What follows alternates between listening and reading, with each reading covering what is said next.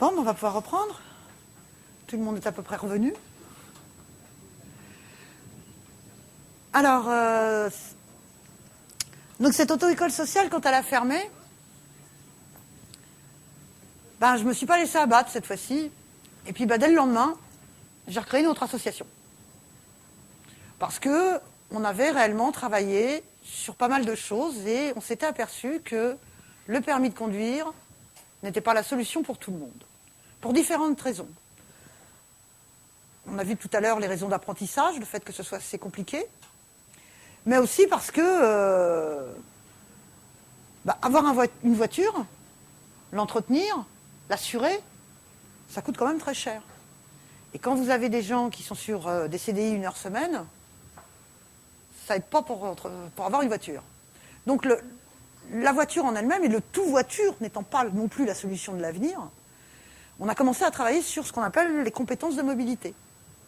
On va rentrer un petit peu plus dans le théorique. Je vais essayer quand même d'illustrer, puisqu'encore une fois, c'est par empathie. Enfin, c'est toujours par empathie. Hein. Je fais les choses comme ça. Je rencontre les problèmes souvent et ça me permet d'aider les autres. Alors moi, j'avais dit que j'avais mal démarré et que je m'étais déjà perdu à la naissance, pour les pédales. Je me balade beaucoup maintenant. Donc je vais souvent dans les nouvelles villes, puis souvent je descends du train et je cherche l'hôtel. Puis alors il y a toujours un plan de ville. Alors le plan de ville, c'est le plan de ville avec le « vous êtes ici ». Alors ça, c'est un mystère total pour moi, le « vous êtes ici ». Parce que, ok, il me le dit, je le crois. Mais moi, je ne vois pas du tout où je suis. Alors, je ne sais pas si vous avez remarqué, en plus, autour du plan de ville, là où il y a le « vous êtes ici », il n'y a jamais le nom des rues. En sortant d'une gare, il n'y a jamais le nom des rues non plus. Enfin, vous avez place de la gare, et encore, pas toujours. Je ne sais pas pourquoi, forcément, là où il y a le plan de ville, il est au milieu de la rue, et le nom de la rue, il est à 1 kilomètre là-bas, ou à 1 kilomètre là-bas. Et pareil dans l'autre sens. Alors, je suis obligé à chaque fois d'aller voir le nom de la rue, de revenir sur le plan, de rechercher l'autre rue perpendiculaire, de revenir sur le plan. Mais un plan, c'est toujours au nord. Moi, je ne suis pas toujours au nord. Alors, j'ai un iPhone. C'est bien les iPhones. C'est bien les iPhones. Alors, la dernière fois, j'étais à la gare de Blois. Oh, 9h30, 21h30 quand vous arrivez à la gare de Blois. Pas chercher le taxi. Hein. Débrouillez-vous. Hein. Bon. J'avais repéré, avant, puisque je prépare mes itinéraires, c'est une des compétences aussi de la mobilité, d'être capable de préparer ses itinéraires, que l'hôtel était à 200 mètres. Et 3 quarts d'heure après, j'y étais toujours pas. Je cherchais toujours le nom des rues. C'est tout le temps comme ça. Mais même dans Grenoble, je suis avec un groupe de gesticulants. Il y en a quand même 10 gesticulants. Et il y a 2 formateurs, on est 12. Et d'un seul coup, je lève la tête, il n'y a plus personne.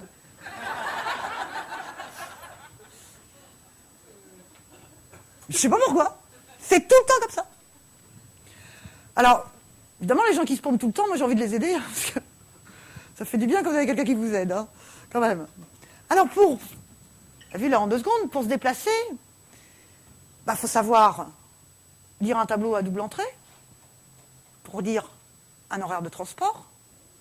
Puis alors, ça c'est pareil, les horaires de transport. Parce qu'on pourrait faire simple. Un horaire de transport est un horaire de transport. Non. Chaque commune arrive à vous pondre un truc illisible de ligne de bus et d'horaire de bus. On ne sait pas pourquoi. C'est un concours de la ville qui fera le plan de bus le plus compliqué possible. Mais vraiment un concours. Je sais pas qui a gagné l'année dernière, mais il n'y a pas de plan de bus pareil. Après, il faut calculer le temps. Alors, calculer le temps, il manque ma fille. Je crois qu'il vaut mieux pour elle, parce que je crois qu'elle serait sous terre, elle ne serait pas contente. Donc quand même. Alors, calculer le temps, on est dans une société un petit peu particulière du tout numérique. Alors chez moi, j'ai bien une pendule analogique, avec des aiguilles, puis en dessous, j'ai un four. Et je me suis fait un peu avoir. là-dessus, sur l'éducation. Parce qu'un jour, j'ai voulu embaucher une enseignante à la conduite. Et puis, j'avais pas de stagiaire sous la main pour vérifier sa pédagogie. C'est ça qui est important, sa pédagogie. Alors, ma fille avait 16 ans, et puis, elle était là. Je dis, ça tombe bien, il y a ma fille, elle veut pas apprendre à conduire, elle est pas à l'aise avec ça, ça va me donner un... Bon. Donc, elle monte dans la voiture, elle met sa ceinture, elle s'installe, et puis, l'enseignante, on dit, on va faire un petit tour, et elle lui dit, tu mets les mains à 10h10. Alors, 10h10 sur une montre à quartz, ça donne quoi sur un volant? Pareil pour 9h15, c'est pareil. Donc, dans la conduite, c'est 9h15 à 10h10, mais à quartz. Et alors, le problème, c'est qu'il y a de plus en plus, pas que ma fille, quand même, de jeunes qui apprennent à lire l'heure, c'est PCE1, qui rapidement ne pratiquent plus, et puis ils oublient. Ils oublient parce qu'ils n'en ont plus besoin. Parce que partout où ils vont, il y a une montre à quartz. À quartz, je ne sais plus si c'est à quartz d'ailleurs maintenant. Putain, si c'est encore du quartz, j'en sais rien. Enfin bon, un peu trop technique pour moi ça. Donc ça, c'est déjà savoir lire l'heure. Et puis alors après, il faut savoir calculer le temps. Alors là, c'est pareil aussi, calculer le temps. Alors quand je fais des ateliers mobilité, souvent ils me demandent, on peut prendre le portable pour calculette? Bon, oui, si vous voulez. Bon. Alors, tu vas mettre combien de temps de trajet, là? 2h97. Et alors, tu vas arriver à quelle heure? Bon, je sais pas. Forcément, 2h97, c'est pas facile pour savoir à quelle heure on va arriver. Bon.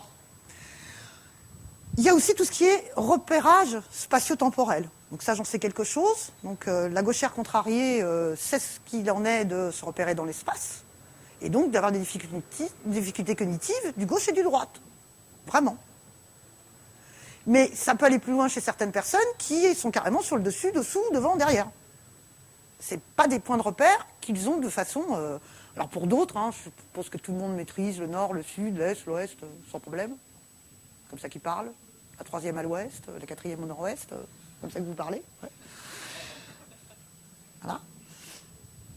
Donc, ça demandait, la mobilité demande de savoir faire pas mal de choses.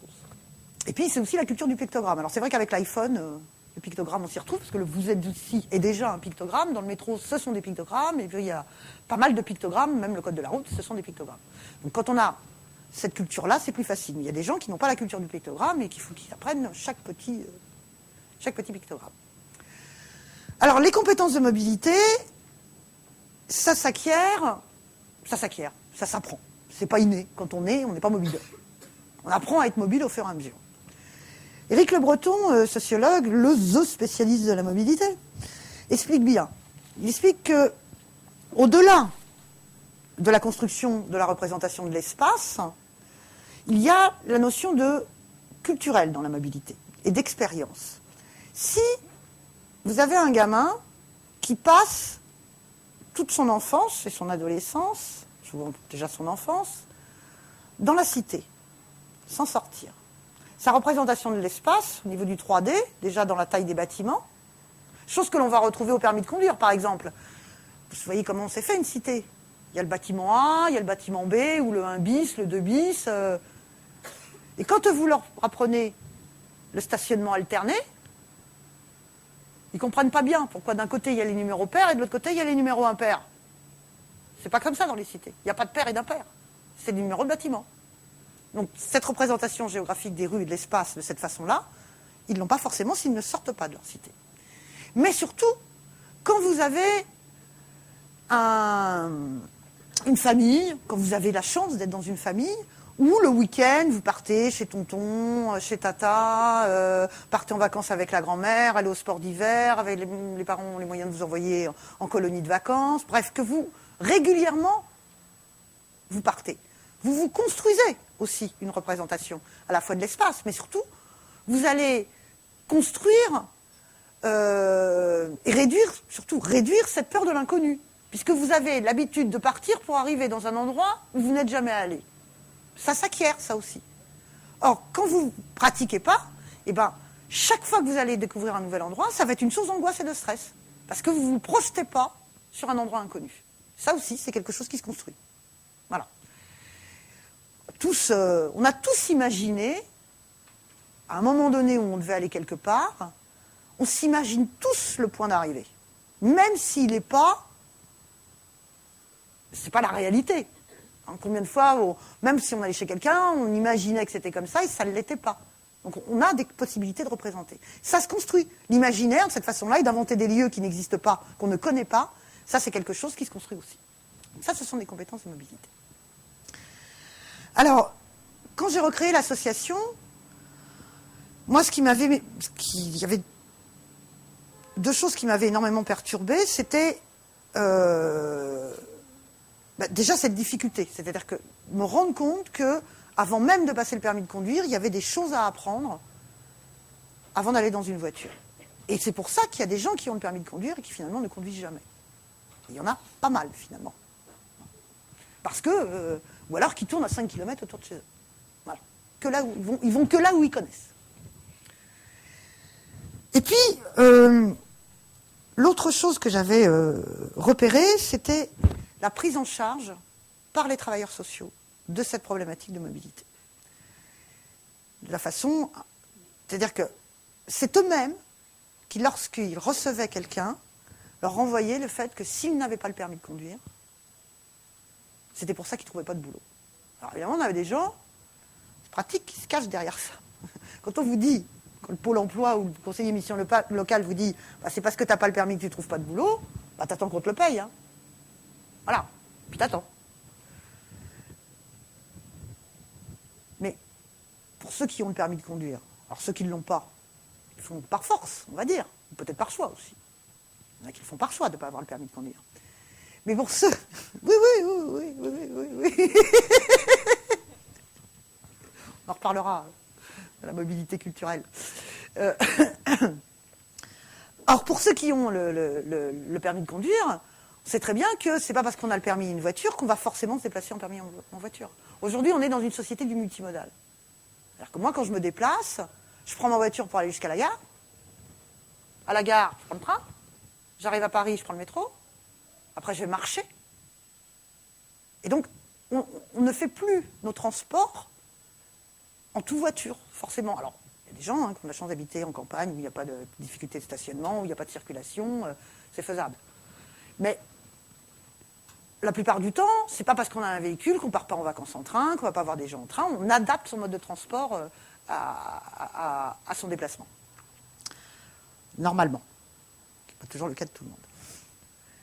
Et donc, j'avais repéré que chez les travailleurs sociaux, les accompagnateurs, souvent, ils calquaient leur propre représentation de la mobilité à l'accompagnement de leur public. Voilà, c'est-à-dire que, typiquement, moi, comment ça m'est arrivé, je vais vous donner un exemple précis. J'ai voulu avoir une mobilette quand j'avais 14 ans. Alors, à l'époque, c'était les beaux 103 orange, si vous vous rappelez. C'était la classe d'avoir un 103 orange. C'était vraiment la classe, j'en rêvais. Alors mon père qui avait déjà été obligé de changer les freins de mon vélo, parce que forcément, hein, le frein avant étant à gauche, je suis plus d'une fois passé par-dessus le vélo, forcément, parce que tant que vous pouvez freiner tranquillement, ça va, il n'y a pas de souci, vous arrêtez. Mais quand il faut freiner dans l'urgence, dans l'urgence, c'est vos réflexes qui reviennent, et j'écrasais le frein gauche, et vroom, par-dessus, à chaque fois. Donc bien sûr, il a senti venir les choses et il m'a dit une copine qui était là, tu vas faire une petite démonstration de mobilette. Je fais une petite démonstration de mobilette et là il y a un chien qui passe devant et j'ai pas le temps de décélérer, je pile et en pleine vitesse et évidemment je me rétame devant lui, convaincu que je n'étais vraiment pas du tout faite pour avoir une mobilette. Voilà. Donc je n'ai pas eu de mobilette. Et comme j'ai pas eu de mobilette, et chaque fois que j'avais une jeune fille en accompagnement devant moi, jamais je lui ai posé la question de savoir si elle était intéressée de circuler en deux roues. Jamais. Il m'a fallu bien du temps pour me dire, il m'a fallu surtout rencontrer une jeune fille en disant, c'est pas possible qu'on me finance mon BSR parce que moi j'aimerais bien circuler en scoot. Et ça ne m'avait absolument pas traversé l'esprit. Et ça, on le retrouve souvent dans l'accompagnement auprès des travailleurs sociaux. Alors, la petite association que j'ai créée, dans un premier temps, ça a été, suite à tout ce que j'avais commencé à apprendre en pédagogie, en exercice, en méthodologie, en cognitif aussi. Alors j'ai commencé à me pencher un peu sur le cerveau. Hein. Bon, j'ai pas été très loin, ça. Je suis pas encore au point. Hein. Mais bon, l'imagerie médicale, ça va m'aider pour mieux comprendre. Mais bon, c'est dans le cerveau surtout que ça se passe. Donc tous mes petits programmes que j'ai mis en place, j'ai commencé à faire des petits outils, des petits ateliers, des petits puzzles, enfin, faire des petites choses pour accompagner le public. Et ça marche très bien. Ça marche très bien. C'est aussi un prétexte. C'est-à-dire que c'est encore une fois une possibilité qu'ils se retrouvent ensemble, qu'ils puissent parler de leurs difficultés, et puis qu'ils puissent échanger des tuyaux, des façons de faire. Je me souviens sur un atelier à Beauvais, donc j'avais un groupe où j'avais pas mal de Picards. Hein, et puis j'avais une petite dame qui était issue de l'immigration. Et puis les Picards, on est à 70 km de Paris, à Beauvais. Mais ils ne vont pas à Paris. Hein. C'est trop loin, c'est trop dangereux. La gare du Nord est un coupe-gorge. Et on ne revient pas vivant de Paris. Donc ils vont très très peu à Paris. Mais alors les femmes issues de l'immigration, alors elles, faire 3 heures de transport pour 1 heure à Roissy, de boulot, 1 heure de ménage, ça leur fait pas peur. Et donc dans mon atelier, j'ai essayé d'expliquer comment fonctionnait le métro et comment on prenait le métro. Et finalement, c'est elle qui a fini par leur dire « Mais si, c'est tout simple, vous regardez, vous avez les couleurs, puis là vous avez des chiffres, puis là les mots ils sont plus longs dans les directions. Donc quand là c'est plus long, tu sais que c'est par là, quand là c'est plus court, tu sais que c'est par là, puis tu demandes ton chemin, de toute façon. Puis si tu te trompes, bah tu pars dans l'autre sens, c'est pas grave. » Analphabète. Donc comme quoi, j'ai aussi intégré que la compétence de mobilité n'avait rien à voir avec le niveau de lecture, d'écriture, et que on était plutôt sur une autre forme de compétence. Hein, c'est oser y aller, oser se débrouiller et demander s'il faut son chemin. Ensuite, j'ai essayé de voir un petit peu plus haut, une fois que j'ai mis mes programmes en place et que je me suis aperçu qu'il y avait un gros besoin donc de former ces professionnels, de former les accompagnateurs, banque sociale, l'insertion professionnelle de façon large, hein, les assistantes sociales, les conseillers mission locale, les pôles emploi, pour leur faire prendre conscience de ce qu'était que la problématique mobilité. Alors pourquoi ? Tout simplement parce que vous avez des gens qui sont radiés du pôle emploi ou qui sont radiés du RSA parce qu'ils ne veulent pas bouger. Il y a un conseiller qui, derrière son bureau, va prendre son dossier, va estimer que la personne ne veut pas bouger et va lui sucrer ses allocations. Donc aujourd'hui, c'est ce que j'essaye de faire. C'est d'essayer de faire passer, déjà, d'autres choses, on va le voir après, mais déjà d'essayer de faire passer que c'est pas inné la mobilité, qu'il y a plein de raisons. Vous pouvez très bien avoir été agressé dans les transports en commun et refuser de les reprendre aussi. Vous avez le droit. Vous pouvez avoir eu un accident de voiture et être traumatisé en voiture. Vous avez le droit. Moi, en voiture, quand je suis passager, avec qui que ce soit, je suis très mal. Très très mal. Comme j'ai eu longtemps une voiture d'auto-école, je continue à freiner, mais ça marche pas. Ça marche pas. Je déteste que... J'ai peur, voilà, j'ai peur. Je peux pas l'expliquer, j'ai peur. Et puis, il y a d'autres choses, hein. Avec la presbytie, je vois plus la nuit et je conduis de moins en moins aussi la nuit. Et voilà, donc je préfère prendre d'autres modes de transport. Si on devait me dire, là, aujourd'hui, une injonction de travail de nuit, ça me poserait un souci. C'est pas parce que je veux pas bouger, c'est pas parce que je veux pas travailler, mais il y a des choses que je peux pas faire. Donc vraiment, que ces professionnels essayent de prendre un peu de recul et d'analyser leur propre mobilité à eux. Déjà, est-ce que moi je le ferais ? Quand vous avez quelqu'un, par exemple le Pôle emploi, c'est 60 km, c'est-à-dire qu'il estime qu'un emploi soutenable, c'est 60 km. Mais ça ne veut rien dire 60 km. Si vous avez une montagne à contourner, 60 km, c'est pas la même. Nous, 70 km Beauvais-Paris, les 40 premiers kilomètres, vous mettez 20 minutes. Hein. Alors les 30 derniers, 3 heures. Et le soir, rebolote. Moi, je ne vais jamais à Paris en voiture. Sauf le week-end. Là, c'est possible. Mais pas la semaine. Cette notion de 60 km imposée pour le Pôle emploi, elle est dramatique. Parce que si vous avez un transport en commun qui vous emmène, vous avez le train, vous pouvez les faire, vos 60 km. Mais si vous avez un vélo, alors peut-être que vous pourrez faire 60 km parce qu'il y a une piste cyclable plate sur les 60 km dans ce sens-là, mais si de l'autre côté, il y a une montagne, je ne fais pas non plus les 60 km. Donc on a aussi une difficulté, on a à faire porter ça aussi plus haut une fois qu'on aura ces professionnels-là, parce qu'il y a aussi des élus, parce qu'il y a aussi des dirigeants de structures, c'est déjà que les gens ne soient pas radiés parce qu'ils refusent de faire 60 km. Si c'est 60 km, on ne détermine pas quel mode de transport et quel temps, surtout. Ce n'est pas la notion de kilomètre qui est importante, c'est la notion de temps. Si je faisais un petit sondage autour de vous, enfin, si je vous posais la question de savoir, vous préférez travailler à un quart d'heure de chez vous ou à 2h30 de chez vous, pas pour sûr qu'il y en a beaucoup qui lèvent la main, là. Hein, parce qu'en vélo, 60 km, ça va être de bonne heure pour être à l'heure à 8h au boulot. Hein. Donc il y a vraiment un besoin aussi de faire reprendre. Voilà. Et pourquoi il faut le faire reprendre? Parce que, comme je le présentais tout à l'heure, la mobilité, aujourd'hui, c'est le grand thème. Alors, c'est la manne des financements. Là, si vous avez une action à monter dans le social, vous mettez le mot, langue de bois, mobilité. Alors, vous mettez emploi avec. Hein. Mobilité, emploi. Vous avez votre sub. Là, il n'y a pas de souci. Mobilité. Il faut que les salariés soient plus mobiles. Il faut que les Français soient plus mobiles. Alors, c'est une injonction qui vient de l'Europe, dans un premier temps, qui est devenue, enfin, qui était une injonction de Sarko et qui est devenue une injonction de Hollande. Bon, tout compris non plus, là. Ça doit être parce que ça vient de l'Europe, en fait. Ils sont interchangeables, les nôtres. C'est là où que ça se passe. Alors, il faut savoir que ce qui est quand même aberrant, c'est que finalement, les Français sont les plus mobiles, finalement, des Européens.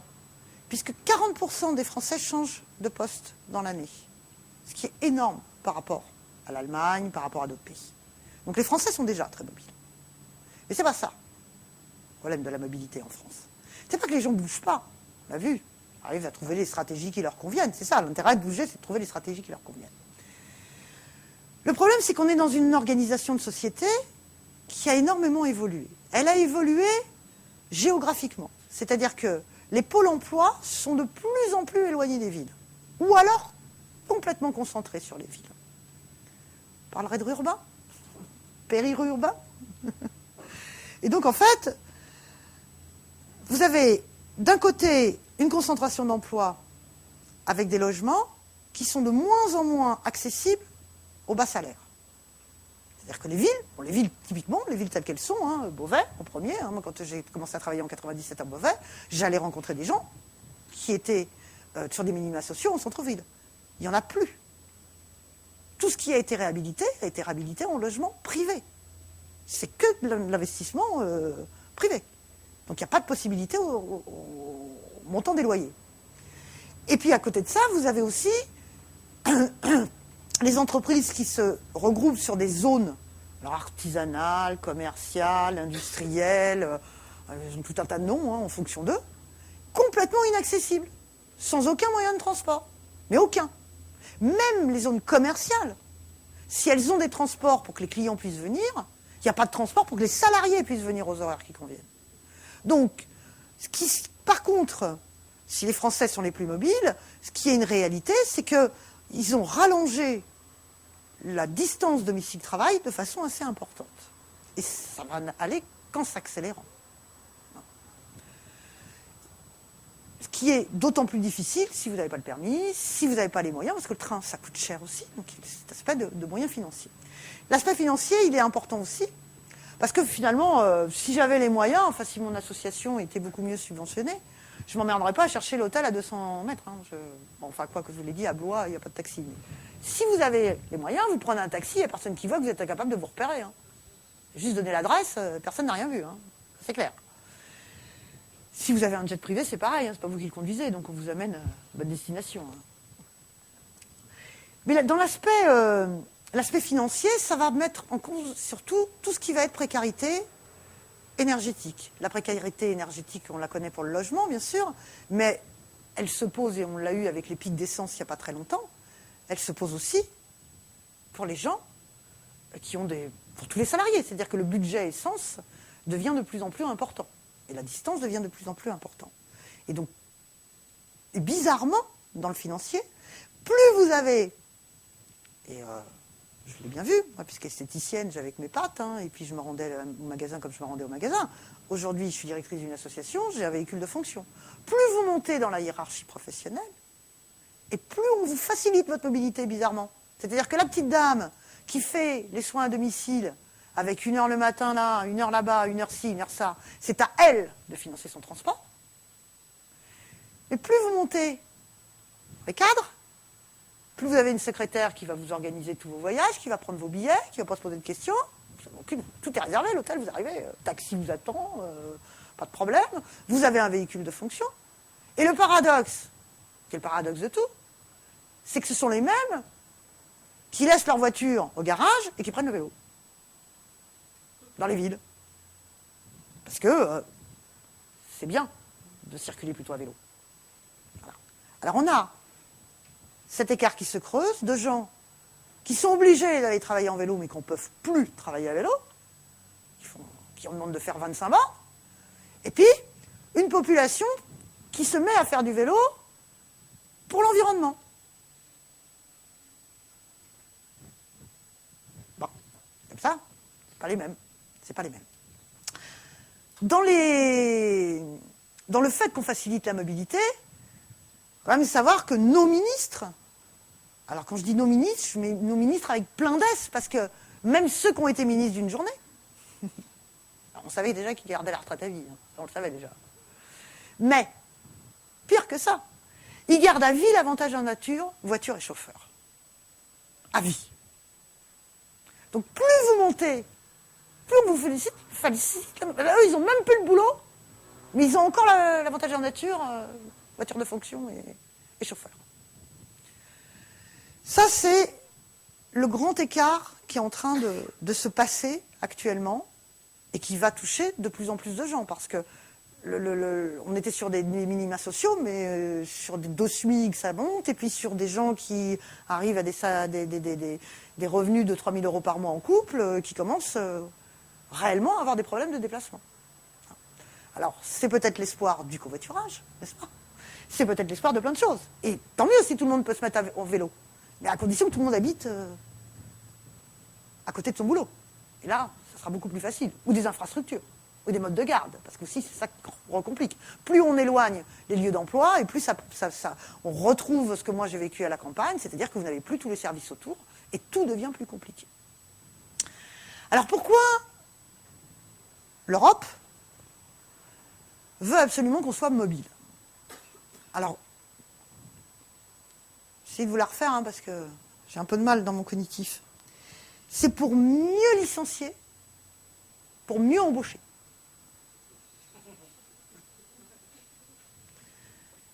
Alors tout de suite, ma façon de penser, c'est pourquoi tu licencies? Tu n'auras pas besoin d'embaucher, si tu licencies pas, tu n'embauches pas. Je trouve ça un peu capillotracté comme formule. Alors, ça ne me satisfait pas. Les Français sont quand même mobiles, et pourtant il faut qu'ils soient plus mobiles. Alors je vais vous lire... vous lire. Je vais être obligé de reprendre mes notes parce que ça se complique. Là. On est sur de la langue de bois européenne, alors je n'arrive pas toujours à... Alors, je vous ai parlé de flexi-sécurité. D'accord? Donc déjà, flexi-sécurité, peut-être la fibre optique, très souple, ça pète pas, la joie. Mais là maintenant, on ne parle plus de flexi-sécurité, on parle de flexicurité. Encore raccourci un peu là, pour être encore plus mobile. Alors, la flexicurité, il faut quand même que je vous dise ce que c'est. En termes de l'Europe. La flexicurité est une stratégie intégrée visant à renforcer à la fois la flexibilité et la sécurité sur le marché du travail. Pas tout compris.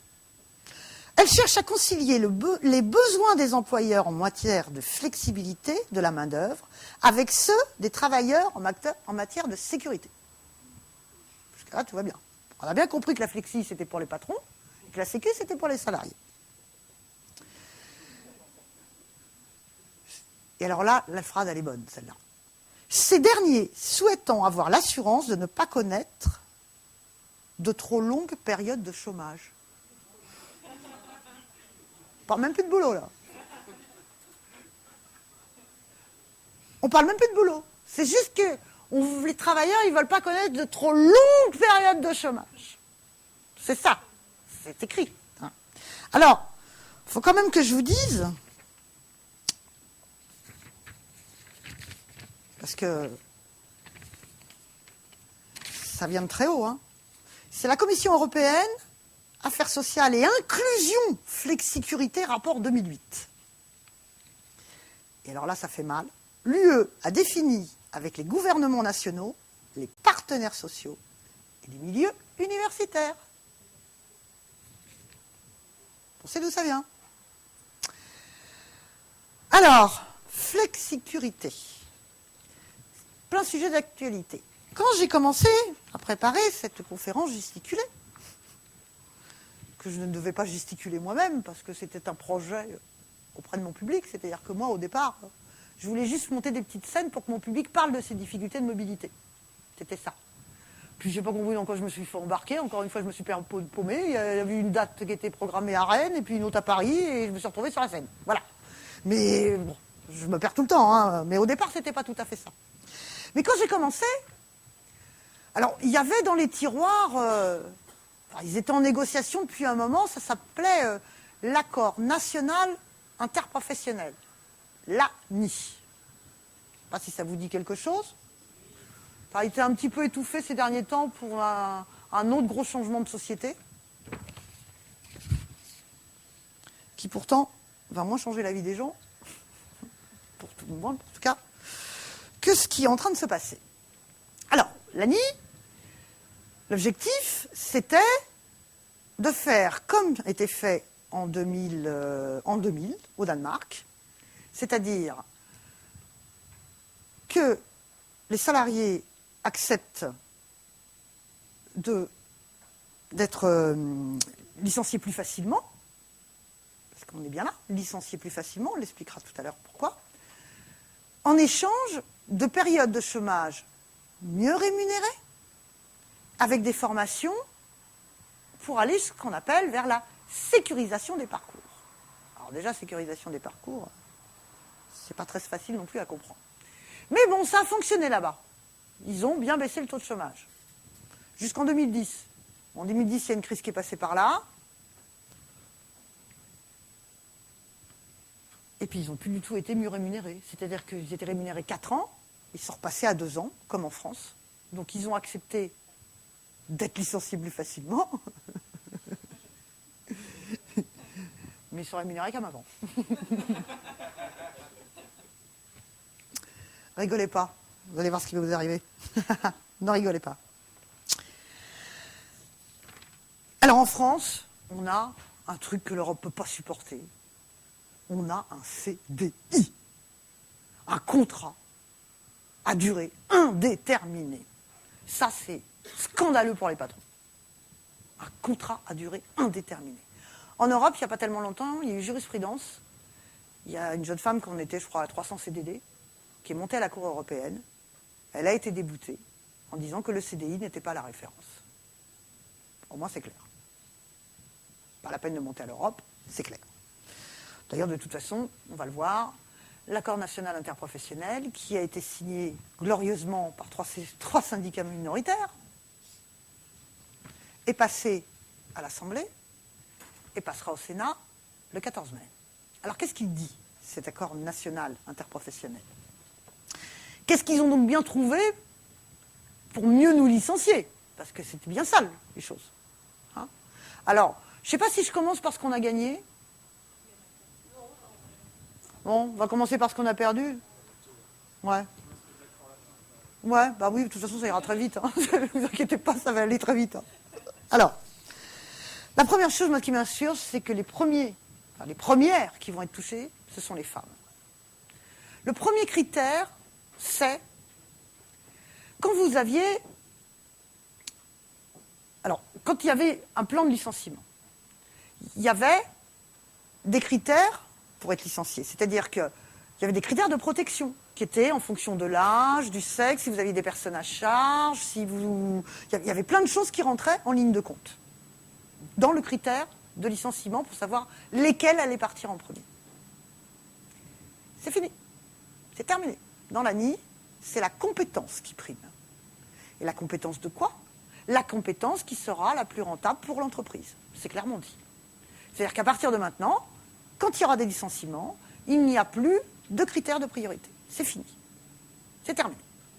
On sait très bien que, dans ces cas-là, c'était une mesure de protection pour les femmes, puisque les femmes isolées, du coup, ne pouvaient pas être licenciées les premières. Enfin, ça, c'est terminé.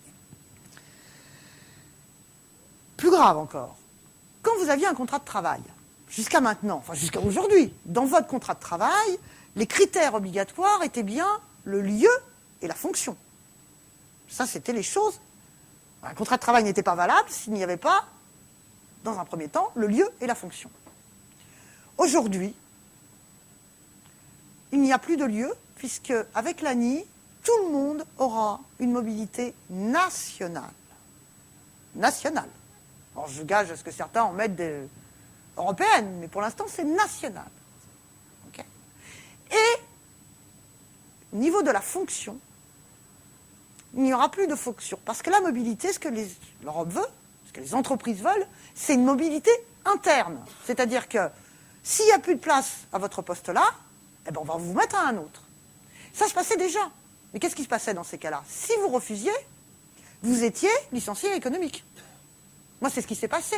Je vous disais, quand on a été licencié et qu'on a créé l'auto-école sociale, je vous ai dit que normalement, il y avait 2 hommes qui auraient dû, eux, partir. Nous, on avait fait le choix de partir, parce qu'on était licencié économique et qu'avec nos indemnités, on allait pouvoir créer cette association. C'est fini. Ça sera une rupture conventionnelle ou un licenciement pour motif personnel. Qu'est-ce que ça change? Ça change l'indemnisation. Parce que lorsque vous étiez au chômage économique, vous aviez 90% de votre salaire. Si vous êtes en licenciement pour motif personnel, c'est 57% de votre salaire.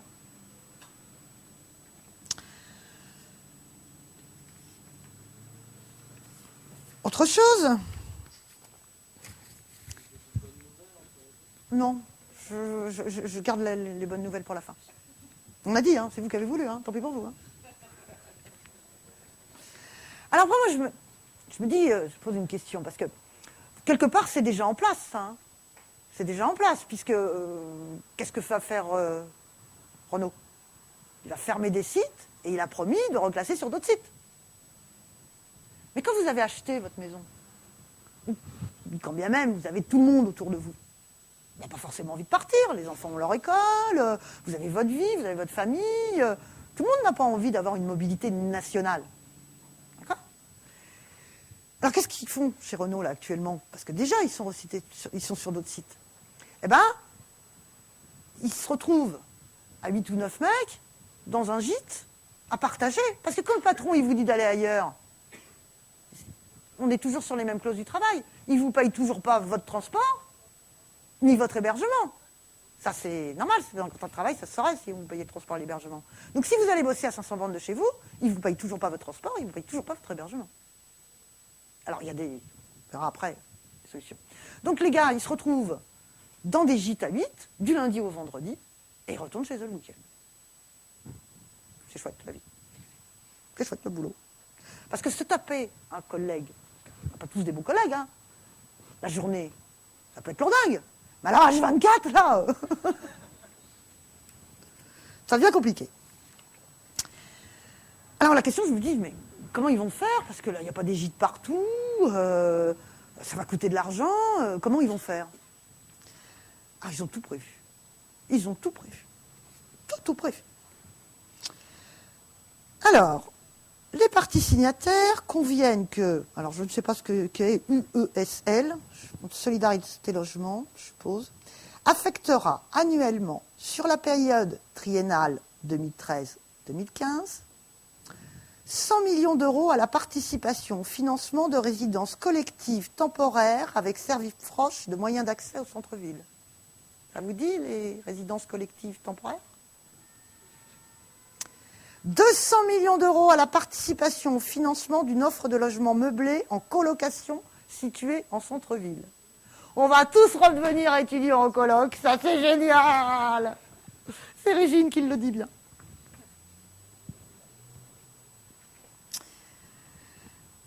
Ils ont tout prévu. Mais alors le pire, qu'ils font déjà, Renault aussi, le pire de tout, c'est que maintenant, alors, ce que j'ai le texte, sinon, le faire.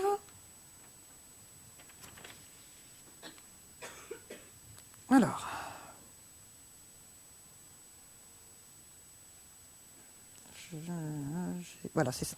Hein, donc, le projet de loi instaure des accords de maintien dans l'emploi. Parce que c'est bien ça. Ce qu'on veut, nous, c'est garder notre boulot. Alors, ils nous apportent une réponse. C'est ça, l'ANI. C'est parce que nous, on veut garder notre boulot qu'ils ont fait ça. Hein. Alors, les entreprises confrontées à de graves difficultés conjoncturelles auront la possibilité de négocier une baisse des salaires et ou du temps de travail en échange du maintien de l'emploi sur la durée. Ces accords ne seront valables que 2 ans. 2 ans de baisse de salaire. Et être conclus avec des syndicats représentant une majorité de salariés, comme l'ANI. En cas de refus de ces conditions, le salarié s'expose au licenciement pour motif économique, quand même, pour le moment.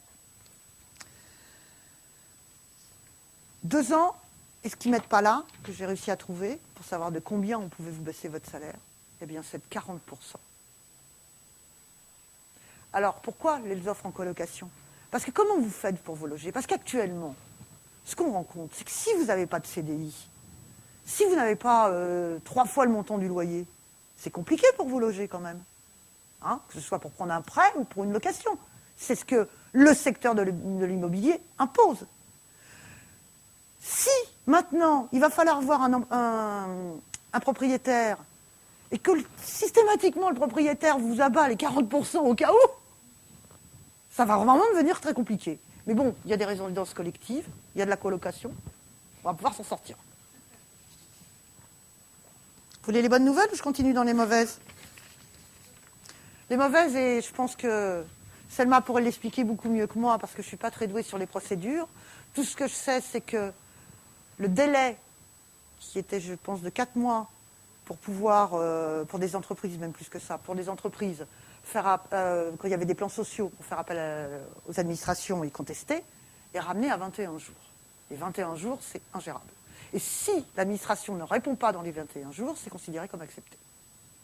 Et comme on ne met pas de salariés dans les administrations, il y a peu de chances qu'ils donnent leur réponse dans les 21 jours. C'est un souci important. Et tous les délais d'attaque pour un employeur pour contester ont été ramenés de 5 à 2 ans, voire 1 an pour certaines clauses. Vous voulez la bonne nouvelle? Si LDTR vous êtes signé.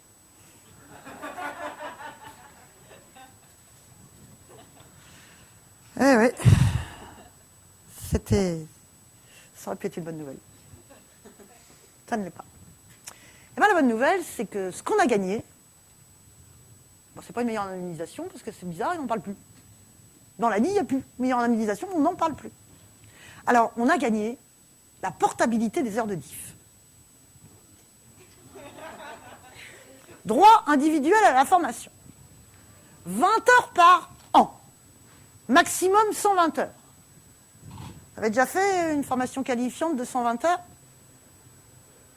On ne connaît pas, moi. Et puis, c'est pas tellement ça. C'est que, je ne sais pas si vous avez déjà essayé de mobiliser vos heures de diff pour faire une formation. Et alors, bon, vous avez quelques structures quand même de l'économie solidaire, un peu militantes, type le pavé, ça rentre. Mais il n'y en a pas beaucoup des comme ça. Il n'y en a pas beaucoup. Parce que c'est remboursé. En fait, la prise en charge est de 9 € de l'heure. Moi, je ne connais pas beaucoup d'organismes qui bossent à 9 € de l'heure, hein, en formation. Enfin, si, il y a l'AFPA qui fonctionne bien en ce moment. Ils font pas mal de petits ateliers de 35 heures pour apprendre pour les femmes, apprendre à changer les joints, à faire un peu de menuiserie, faire des petites choses comme ça. Vous avez beaucoup d'ateliers de cuisine aussi qui se développent sur les heures de diff. Ça rentre. Ça rentre. Bon, enfin, on sait que c'est pas avec 120 heures qu'on va se former. Hein. Et puis, il faut savoir aussi que ce qui n'est pas dit, qu'il y a peu de gens qui savent. Hein. Quand vous êtes licencié économique, les acidiques, ils vous les piquent, vos heures de diff. Ils ne vous appartiennent plus. Les acidiques les récupèrent en licenciement économique, sous prétexte qu'ils vont vous former, eux, après.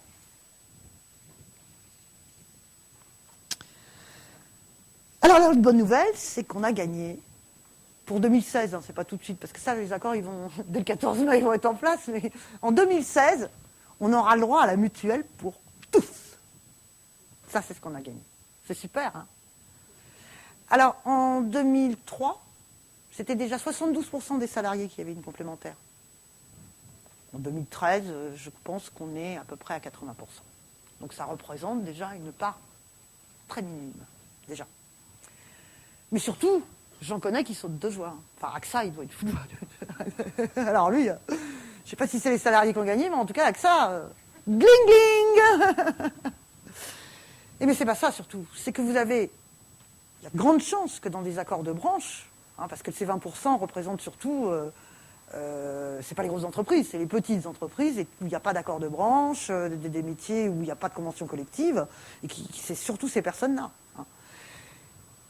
Il ne faut pas rêver. On risque d'avoir une baisse du remboursement. Et d'ailleurs, ce qui est préconisé dans le texte, alors pour ceux qui s'y connaissent un petit peu en remboursement, donc une couverture collective qui permettrait aux entreprises de faire bénéficier à leurs salariés un panier de soins minimum. D'accord ? 100% de la base sécu pour une consultation, jusque-là, ça va. 125% pour des prothèses dentaires. Je rigole. Et 100 € par an pour un forfait optique.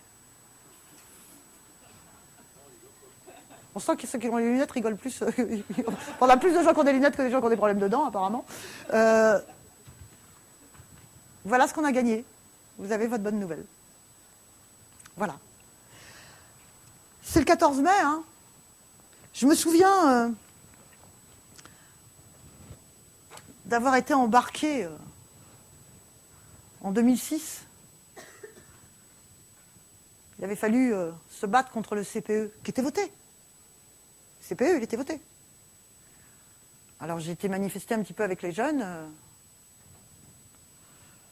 D'ailleurs, je n'ai pas encore été discrète dans le côté pas doué sur ce coup-là. J'avais... T'es devant les jeunes, là, tous devant, avec un peu les CRS, et moi j'étais un peu à l'arrière quand même. Et puis ma fille m'a demandé d'aller plus devant, rejoindre son frère, qui était avec tous ceux qui étaient devant, là, prêts à se battre. Je me suis faufilée, j'ai réussi à me mettre au deuxième rang. Puis ils sont souples, ces jeunes, ils font la hola tout le temps, là, hola, hola, hola. Alors, un matin, j'ai cherché mes clopes, et le mec des tabacs, il me fait vous l'avez reconnu? On l'a reconnu. Première page du courrier Picard, ils étaient tous baissés, ils étaient devant.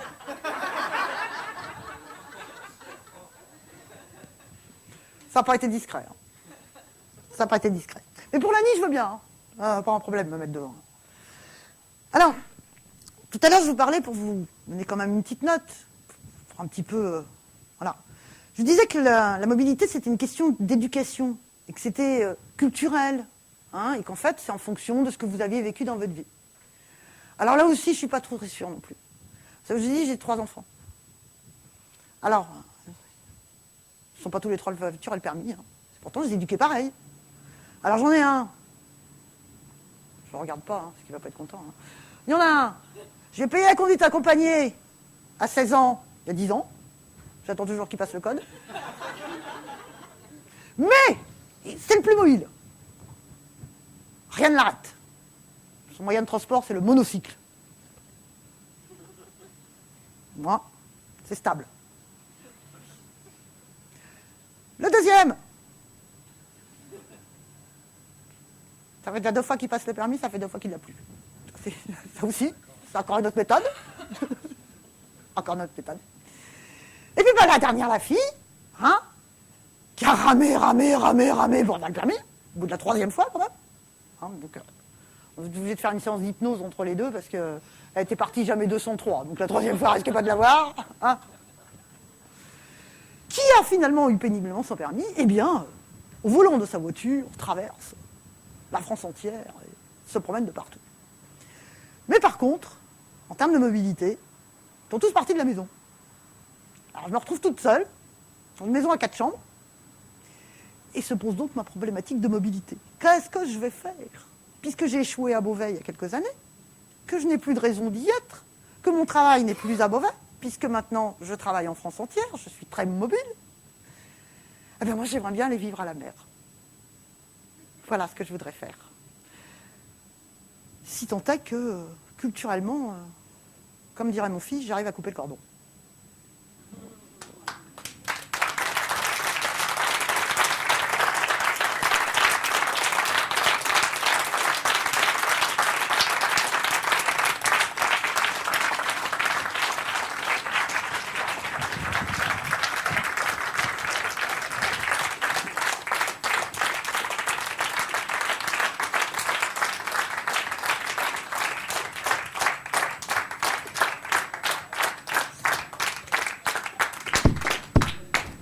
Alors, j'ai mis un petit carnet, là. Alors, ça se fait pas encore dans les conférences gesticulées.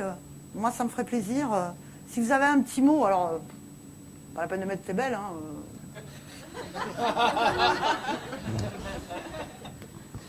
Voilà, si vous aviez un petit quelque chose à ajouter, ça serait les premiers mots de, j'espère, un long cycle de conférences gesticulées. Voilà. Et puis, pour le 14 mai, hein, mobilisons-nous.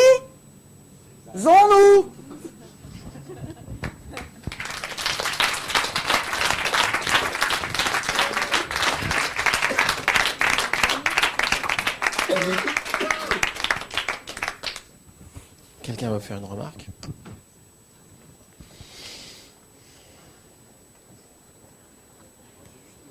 Ouais. Pour justement l'histoire de l'ANI, les graves difficultés conjoncturelles, il y a des critères précis ou c'est un peu comme ils veulent? Si l'entreprise rencontre des difficultés.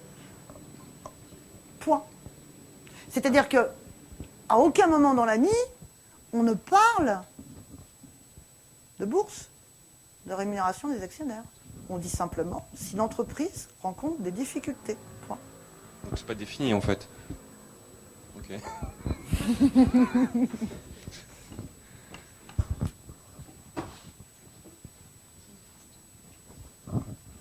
Je voudrais savoir qu'est-ce qui t'a amené à aller vers les bouquins. Faire les bouquins? Ouais.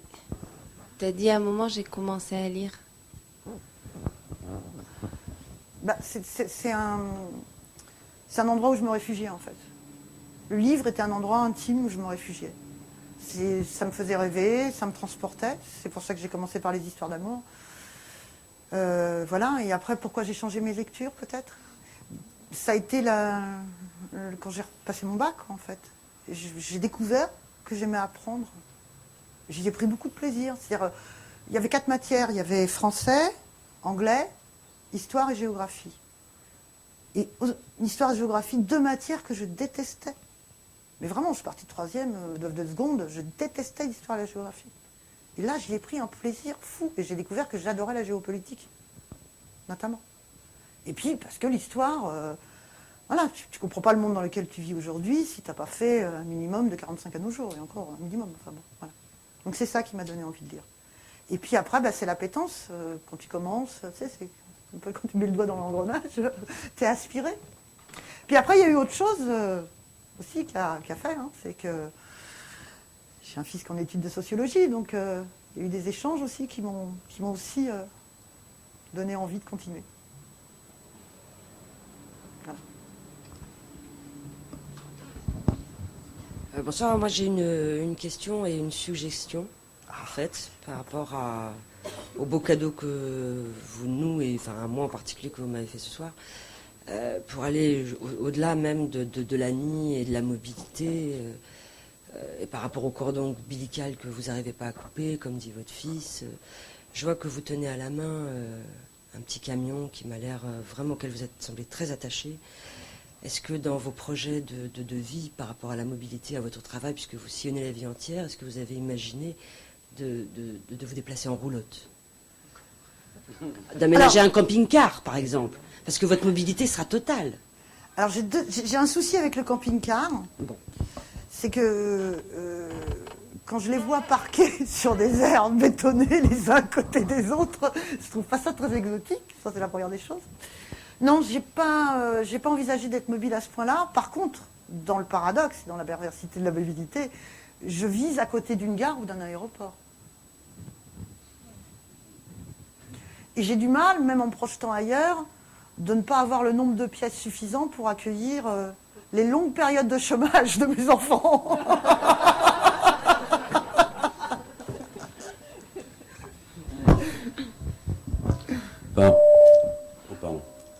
L'ANI, là, c'est jamais que l'aboutissement de longs renoncements depuis des années et des années. Moi, j'ai travaillé, ce que je racontais l'autre fois, à la construction d'Euro Disneyland, donc ça remonte à pas mal de temps. Déjà, à cette époque-là, les gens qui ont travaillé à la construction d'Euro Disneyland, à 80%, ils arrivaient du Schnorr, avec les salaires du Schnorr, ils étaient embauchés dans des boîtes d'intérim de là-bas, qui étaient déjà zone sinistrée, et ils habitaient avec les loyers de Paris, en région parisienne, à 9 dans une chambre, et ça gênait personne, et j'ai vu, il n'y avait rien, il n'y avait pas de réaction syndicale, il y avait rien par rapport à ça, quoi. C'est, à mon avis, l'aboutissement d'un processus où on s'est endormi pendant trop d'années, quoi. Mais en 99, quand j'étais au PLI, j'ai accompagné. On a une usine de jus d'orange très connue, pas loin de chez nous.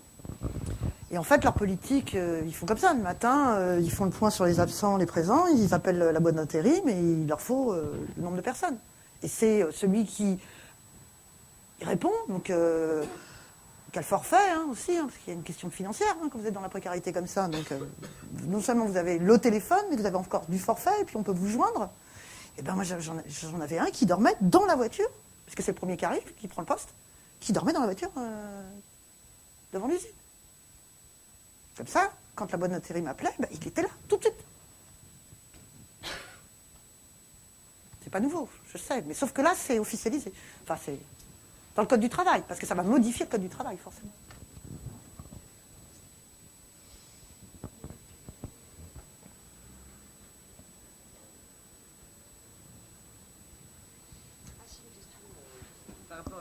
Juste par rapport à peut-être que est-ce que cet accord de l'ANI, donc qui est particulier à la France, est-ce qu'il est déjà commun à d'autres pays européens?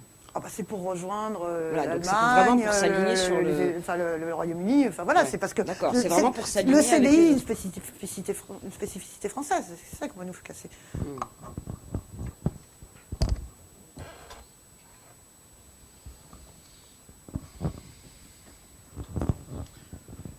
Bon, merci pour cette conférence pleine d'espoir.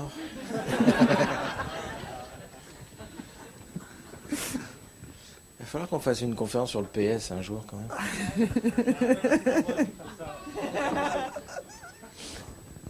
Bon, ben merci à vous d'être resté aussi longtemps.